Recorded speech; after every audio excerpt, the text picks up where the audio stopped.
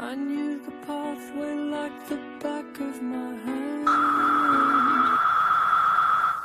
Gran parte de los procesos naturales funcionan en ciclos. Un ciclo se define como una serie de fenómenos que atraviesan diferentes etapas hasta regresar al estado inicial. En otras palabras, un ciclo termina donde comienza.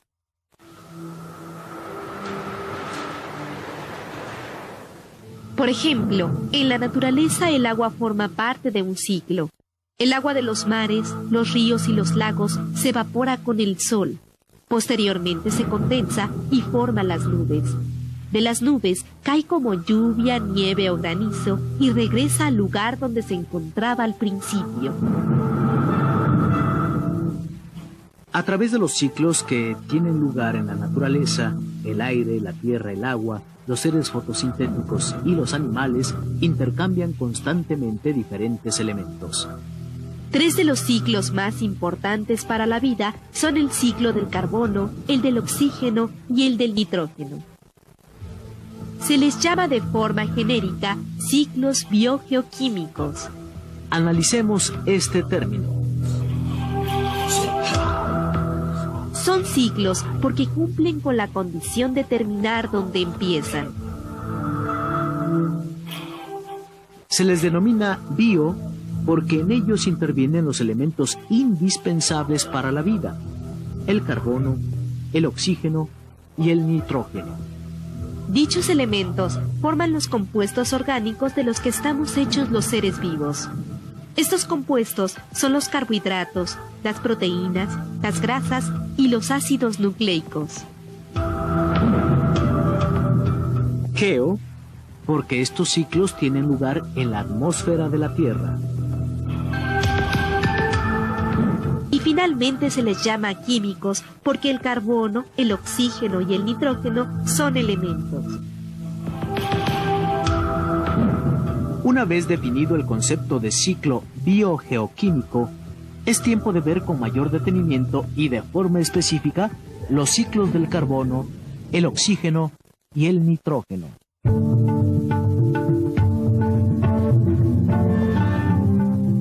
El carbono es un elemento que constituye la base de todos los compuestos orgánicos. Se encuentra en la atmósfera como dióxido de carbono en una proporción de 0.03%.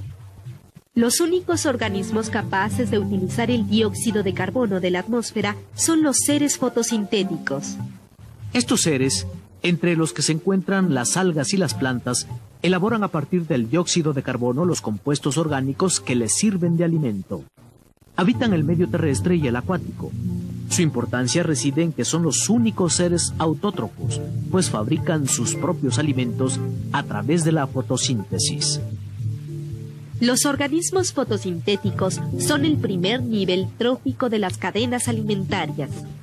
El dióxido de carbono que toman de la atmósfera pasa a través de estas cadenas a los seres vivos del segundo y el tercer nivel trófico.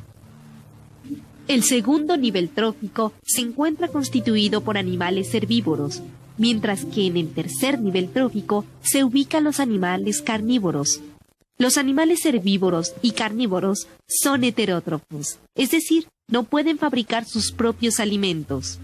Cuando el animal herbívoro se alimenta de los seres fotosintéticos, consume el carbono en forma de proteínas, grasas y carbohidratos. Posteriormente, estos compuestos pasan al animal carnívoro cuando éste se alimenta del herbívoro. Esta transferencia se repite de acuerdo con el tamaño de la cadena alimentaria. Cuando los organismos mueren, las bacterias y hongos desintegradores se encargan de la descomposición de sus cuerpos. De la materia orgánica en descomposición se libera el dióxido de carbono, el cual regresa a la atmósfera. Es así como termina el ciclo del carbono. Otra de las formas en que el dióxido de carbono se reincorpora a la atmósfera es a través de la respiración de los seres vivos.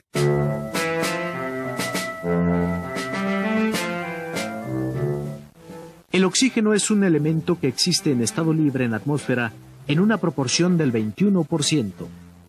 Los seres vivos toman este elemento cuando efectúan la respiración. Gracias al oxígeno, obtienen la energía necesaria para realizar todas sus funciones vitales. El oxígeno regresa a la atmósfera como producto de la fotosíntesis que realizan las plantas y las algas. Esta es la única manera en que se puede restituir el oxígeno consumido por los seres vivos a través de la respiración. Con el oxígeno que se libera en la fotosíntesis, concluye el ciclo de este elemento.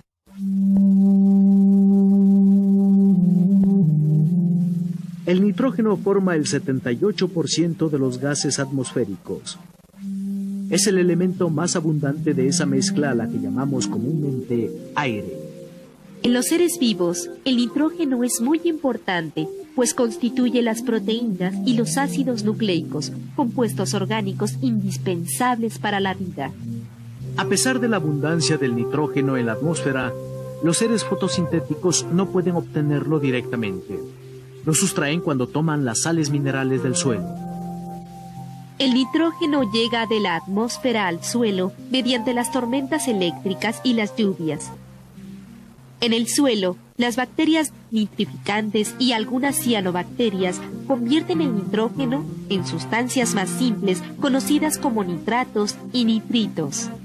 Solo cuando el nitrógeno ha sido transformado en nitrato y nitritos, los seres fotosintéticos lo pueden utilizar. A los microorganismos encargados de la conversión de este elemento se les llama fijadores de nitrógeno. Se encuentran en las raíces de algunas plantas, como las leguminosas, en las cuales forman nódulos. A partir de los nitratos y nitritos obtenidos del suelo, las plantas elaboran proteínas y aminoácidos que pasarán al resto de los seres vivos a través de las cadenas alimentarias.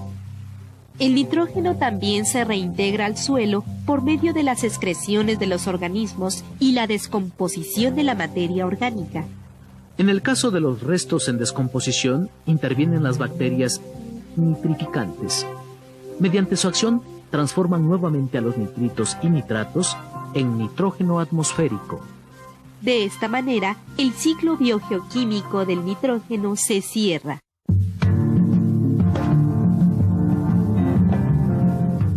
Los ciclos biogeoquímicos son de suma importancia para la vida en la Tierra. El intercambio que tiene lugar en estos ciclos asegura la existencia de los elementos indispensables para la vida. Si estos ciclos no se efectuaran, la provisión de los elementos vitales sería finita y tal vez en poco tiempo se agotaría. Gracias a los ciclos del carbono, el oxígeno y el nitrógeno, los organismos pueden obtener los elementos que les permiten vivir y al mismo tiempo restituirlos a la atmósfera. Por ello, es importante no romper con dichos ciclos. Si los organismos fotosintéticos, por ejemplo, desaparecieran de la faz de la Tierra, los seres vivos perderían la única forma de reincorporar el oxígeno a la atmósfera. El ciclo de este elemento se rompería y el único destino posible sería la muerte generalizada en el planeta. Sin importar su tamaño, todos los elementos y organismos que participan en los ciclos biogenésicos son indispensables. Si alguno de ellos desaparece, se pone en riesgo la existencia del ciclo y, por lo tanto, de la vida.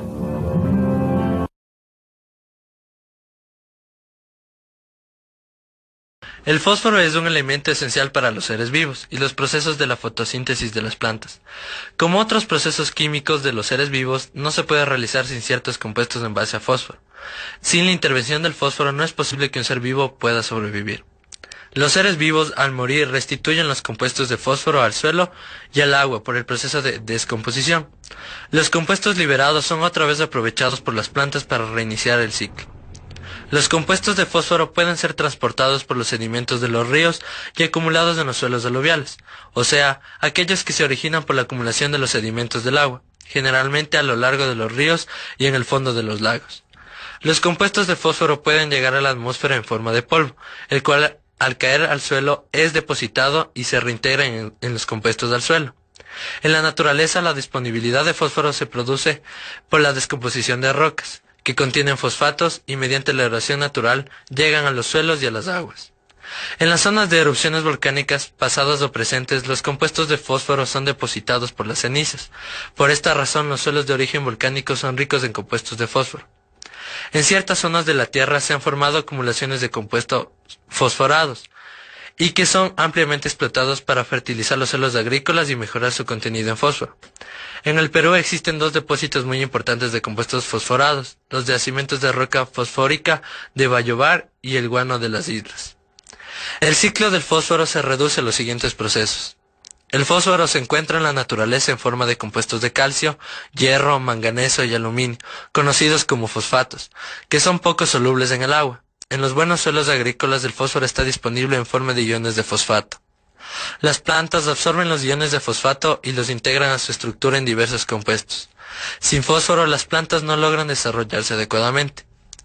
Los animales herbívoros toman los compuestos de fósforo de las plantas y los absorben mediante el proceso de la digestión, y los integran a su organismo, donde juega un rol decisivo en el metabolismo.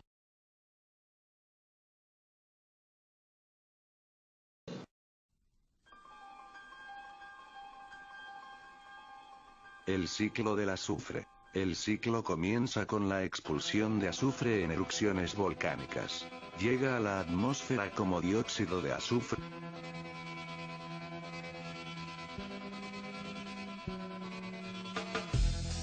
Y debido a procesos como la lluvia, viaja de nuevo a la Tierra. Regresa a la Tierra con el nombre C-sulfato. Una vez en la Tierra, las plantas y otros productores primarios lo obtienen en su forma oxidada, principalmente como ion sulfato. Tras ser reducido se incorpora a sus proteínas.